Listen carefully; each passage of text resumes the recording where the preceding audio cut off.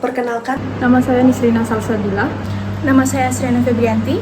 Nama saya Fandila Tunisat. nama saya Gaby Hilda Oge Mangudap dari Program Studi Hubungan Internasional, dan video ini kami buat sebagai pemenuhan tugas kelompok pada mata kuliah Hubungan Internasional Kawasan Asia Selatan dan Asia Tengah. Dan di dalam pembahasannya kami membahas tema perubahan iklim dan mengambil studi kasus gelombang panas ekstrim di India.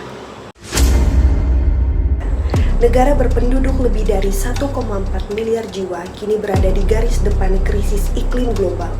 Dalam rentan tahun 2020 hingga 2024, gelombang panas ekstrim tak hanya mencatatkan rekor suhu tertinggi, tetapi juga menelan banyak korban jiwa yang memicu krisis kesehatan dan mengancam perekonomian nasional. Lantas, apa yang sebenarnya terjadi? India mengalami dampak nyata dari perubahan iklim. Peningkatan suhu global yang dipicu oleh emisi gas rumah kaca telah menyebabkan cuaca ekstrim semakin sering terjadi. Pada 2024, India mencatatkan rekor sebagai tahun terpanas sejak 1901 dengan suhu 0,65 derajat Celcius di atas rata-rata. Selain gelombang panas, India juga menghadapi hujan ekstrim, banjir bandang, hingga tanah longsor yang merenggut ribuan nyawa tiap tahunnya.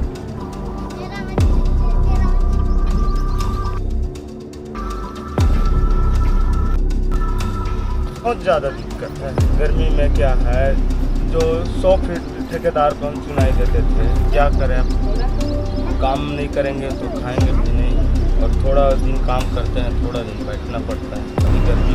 Gelombang panas adalah fenomena di mana suhu udara meningkat jauh di atas normal selama beberapa hari berturut-turut. Di India, suhu mencapai lebih dari 45 derajat Celcius, bahkan sempat mencetak rekor 52,9 derajat Celcius di Delhi. Meskipun angka ini kemudian diperdebatkan karena kesalahan sensor. Gelombang panas di 2024 tercatat sebagai yang terpanjang dalam sejarah India dalam 24 hari berturut-turut. Menurut Departemen Meteorologi India, rumah sakit, kewalahan, dan kamar jenazah terisi penuh. Apa yang menyebabkan panas ekstrim ini? Yang pertama, India adalah penghasil emisi rumah kaca terbesar ketiga di dunia. Ketergantungan tinggi terhadap batu bara memperparah kondisi. Yang kedua, perubahan tata guna lahan dan urbanisasi yang masif menciptakan efek pulau panas perkotaan. Yang ketiga, sistem tekanan tinggi di atmosfer menghalangi aliran udara dingin yang masuk, yang menyebabkan suhu permukaan tanah melonjak drastis. Tampaknya sangat mengerikan.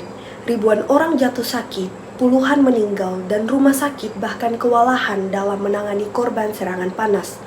Terutama yang paling rentan adalah mereka yang bekerja di luar ruangan, warga miskin, dan yang tinggal di kawasan kumuh tanpa pendingin udara.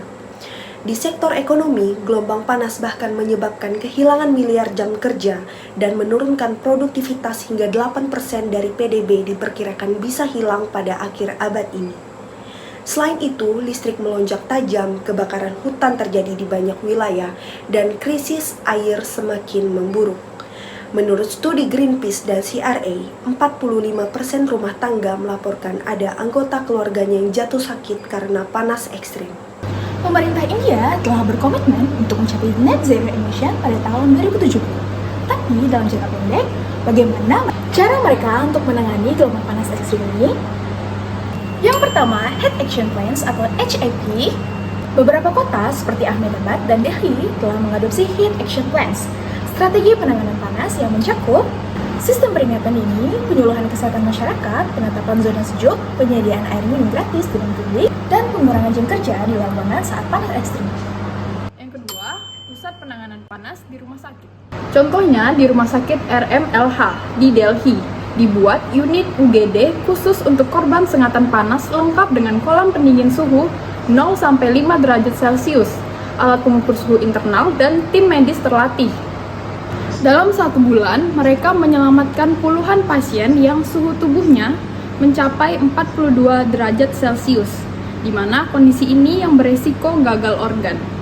Yang ketiga, pemantauan berbasis data. Pemerintah India dengan dukungan CSE dan IMD mulai memanfaatkan data satelit dan indeks panas atau heat index untuk melacak tren suhu, kelembapan, dan dampaknya secara real time di bagian 6 kota besar. Delhi, Mumbai, Kolkata, Chennai, Hyderabad, dan Bengaluru. Perubahan iklim bukan sekedar prediksi masa depan, ia sudah ada dan sudah terjadi sekarang. India adalah contoh nyata bagaimana gelombang panas bisa menjadi bencana yang mematikan jika tidak ditangani dengan serius. Ini bukan hanya krisis lingkungan, tapi juga krisis kemanusiaan. Sekian penjelasan dari kami, terima kasih, dan ya Bats.